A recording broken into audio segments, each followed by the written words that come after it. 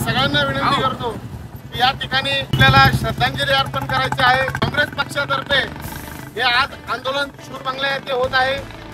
या विषय असा आहे की वन विभागाने जर ही 2 महिन्यापूर्वी तत्परता दाखवली असती तर आज या परिसरातील बालके आणि नागरिक बिबट्याच्या हमल्यामध्ये मृत्युमुखी पडले नसते।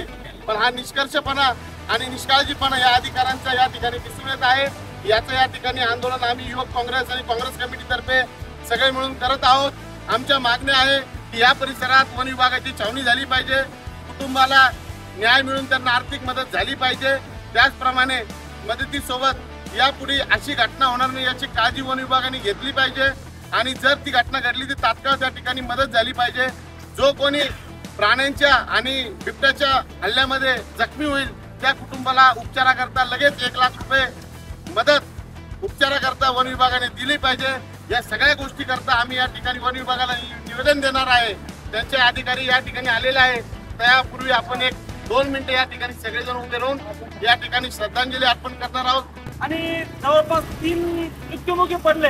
तो जंगली हिंस्र प्राणी असं आहे की गेल्या 2 महिन्यापासून या परिसरात जो बिबट्याने अहंकार माजवलेला आहे